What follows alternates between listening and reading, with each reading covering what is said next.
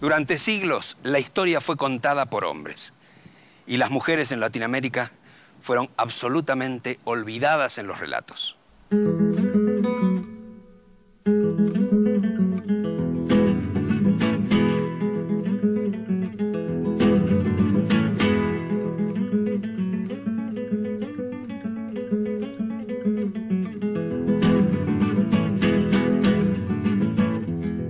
Yo no creo que sean conspirativamente malignos los varones escribiendo historia y que por una cuestión de maldad intrínseca de ellos hayan obviado el tema de las mujeres. Yo te diría que hasta natural que haya mirado con mucha más atención las batallas, los reyes, todo lo que hacían los varones y haya tenido como un gesto más descuidado hacia los trabajos que hacían las mujeres. Las mujeres nunca habían sido objeto de la mirada de los historiadores.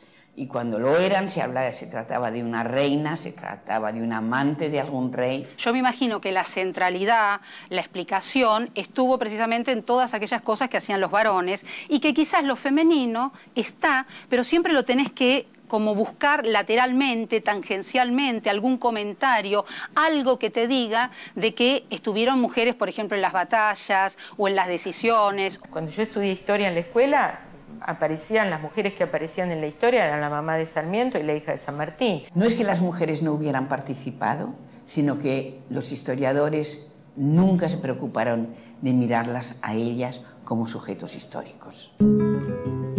Me estremecieron mujeres que la historia notó entre laureles y otras desconocidas gigantes que no hay libro que las aguante. Que las mujeres mexicanas, sin ellas el país se caería en mil pedazos, porque son como el elemento aglutinador, porque han resistido y han unido a los mexicanos a través de los tiempos. Primero las mujeres fueron soldaderas durante la Revolución Mexicana y eran muy denigradas, se les consideraba colchón de tripas, es decir, acompañaban al soldado, tenían al hijo del soldado en la trinchera y hacían la comida, iban de avanzada a prepararlo todo, a robarse las gallinas, a hacer el caldo y eran muy mal vistas, eran casi consideradas prostitutas las que persiguen a los soldados, ¿no? Pero en realidad yo creo que sin ellas no hay Revolución Mexicana. Si Adelita se fuera con otro, la seguiría por tierra y por mar. Si por mar en un buque de guerra, si por tierra en un tren militar. Todas aquellas mujeres que acompañaban a los ejércitos, que lavaban la ropa de los militares, que incluso llevaban los hijos que esos militares tenían con ellas, que también hacían tareas de espionaje, que también iban a visitar, daban falsas informaciones, que dejaron la vida en todas esas tareas, por ejemplo, no fueron recuperadas.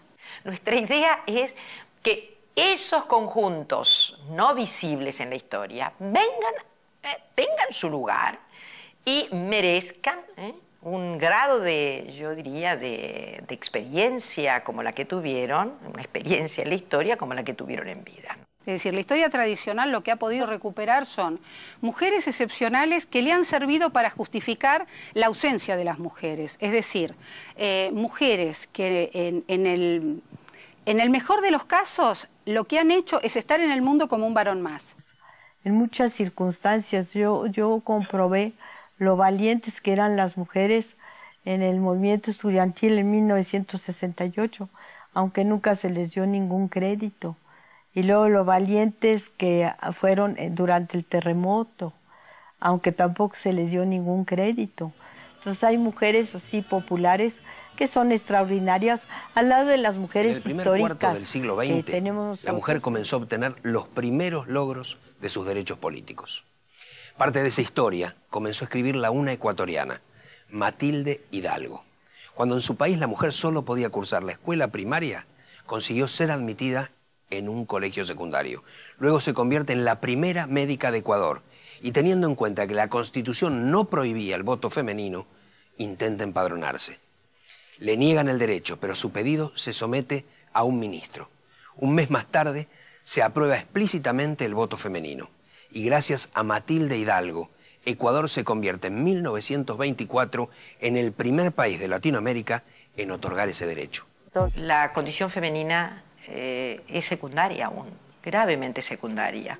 Su falta de representación, su falta de legitimidad, la discrecionalidad que hay con las mujeres en el trabajo, la mengua de oportunidades cuando se trata de puestos que tienen una carga misógina tremenda. Bueno, todo eso prueba que nuestra sociedad es indemocrática respecto de los sexos. Y entonces eso es lo que nos lleva a una reflexión feminista, claramente, ¿no? La situación de la mujer en el mercado laboral sigue siendo de extrema precariedad, aún en los estamentos más altos. Yo creo que todavía sigue habiendo una situación de desproporción con respecto a las posibilidades de desarrollo de los hombres. Ya no es la ama de casa y el marido afuera, ya se comparte todo, ¿viste? No sé si en derechos, ¿viste? No sé. Todavía existe mucho machismo y la mujer sigue estando en un nivel más bajo que el hombre. Eu acho que a mulher tem que ter direitos iguais. El papel que ha jugado la mujer en la historia, en todo el mundo, realmente, bueno, ha sido menospreciado, incluso por nosotras mismas, ¿no? Un campo de lucha es el campo de las conquistas legales. Ahí yo diría que hay bastante hecho, queda mucho por hacer. Y ahí hay una contra básica que no es el machismo social, sino que es la Iglesia Católica. En todo el campo de los derechos reproductivos, ni que hablar de la despenalización del aborto. Entonces, en esos campos, ahí hay como mucho por avanzar. Yo creo que es el sistema que no deja que crezca y que tenga que dedicarse a cuidarla a los hijos mientras también ella quiera trabajar. Pues la mujer está volviendo madre y padre a la vez porque sus hombres están yendo a trabajar a otro lado. Así y todo, yo soy una feminista comprometida desde un lugar de optimismo, porque pienso que las mujeres estamos organizando una revolución absolutamente atípica e inédita. Yo cuando veo a la Iglesia que tiene que hablar de género, o veo los partidos políticos que tienen que incluir en sus agendas cuestiones ecológicas, yo digo, acá hay una revolución. Hay que empezar a verla. Hay cosas que todavía hacen como mucha diferencia. Falta de igualdad salarial, preconceito, estamos más marginadas. Falta, pero creo que se ha equiparado mucho. Mulher para presidente nunca teve, né? Acho que a gente poderia chegar lá. Se a gente se unisse, poxa, não sobraria para ninguém. Sem dúvida alguma. A mulher no Brasil... Bem, em primeiro lugar, ela é discriminada porque ela é mulher. Esse é o primeiro ponto. Por ser mulher, ela já ganha menos 30%. A não ser naqueles casos de concursos. Agora, se ela é uma mulher diplomada e bem educada, ela tem algumas chances a mais. Algumas. Agora, por exemplo, a mulher negra. Essa é a que mais sofre. Porque normalmente, quer dizer, de regra, ela é uma mulher analfabeta. Entendeu? Agora, essa é a que mais sofre a pressão social. Essa tem os piores trabalhos, ela só vai encontrar trabalho na área. En Guatemala tenemos 331 municipios. Até pela baixa. De esos 331 municipios, solo hay una alcaldesa. Lo que quiero ilustrar es que la participación de la mujer indígena aún es nulo. No hay posibilidad. ¿Pero por qué? Precisamente porque los mismos partidos políticos no están permitiendo esa participación. O parlamento é machista. Na vida política, nós mulheres somos menos de 9%. Isso significa que há um enorme desequilíbrio de gênero no parlamento. Porque nós somos, no Brasil, em termos de participação da mulher, o mesmo que é Bangladesh, que tem 9% de mulheres no parlamento. Você desenvolve a mulher, você desenvolve mais rapidamente o país. Isso está provado. A mulher educada, ela educa os seus. Yo hice primer grado superior y después segundo, que era lo que en ese momento existía, ¿no? Después mi mamá se enfermó y yo abandoné la escuela. No pude hacer más. Después ahora, después que había cumplido 50 años, terminé la primaria, pero a la distancia. En la provincia de Misiones, en un pequeño poblado a poco más de 100 kilómetros de la ciudad de Posadas, buscamos a Irondina Correa. Tiene 54 años, es madre de 7 hijos y dueña de una historia que merece ser contada. Y bueno, cuando llegamos a La Rosera, con mi papá, que antes era gendarme y se compró un lote, ¿no?, que quería trabajar en una chacra porque él era hijo de colono, nos vinimos nosotros a vivir con él también.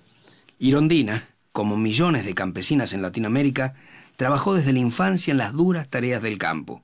Y pasados sus 50 años, a pesar de las dificultades económicas, logró desarrollar un valioso emprendimiento, especialmente para las mujeres de su comunidad. Nosotros, la gente de acá son gente minifundista, muy humilde. Y llegó un momento que uno ya no alcanzaba casi lo que se estaba haciendo y había que hacer algo. Entonces empecé a invitar a la mujer, a las vecinas. Y algunos maridos decían que las mujeres estaban queriendo cambiar y que querían mandar. Y bueno, pero muchos abandonaron por eso. Pero yo seguí adelante y primero se habló de hacer pollo, hacer lechón o huerta, y al final se optó por el queso. Conseguir un crédito, los animales, maquinaria, capacitación. El grupo de mujeres fue sorteando todos los obstáculos y hoy el proyecto es la fuente de trabajo que su propulsora soñó desde el inicio.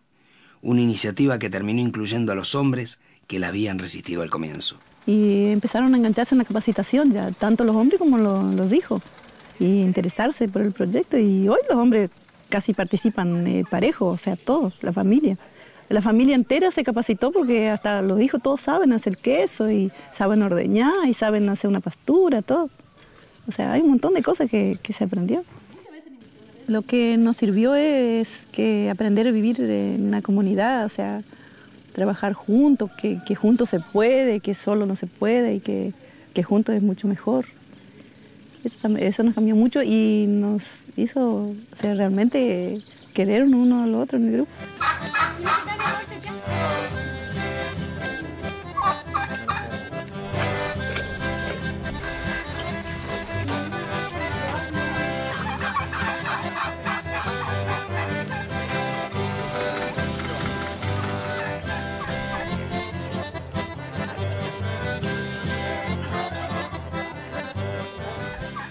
Yo pienso hacer la secundaria todavía a distancia. Vamos a ver, si Dios me ayuda, quiero hacer.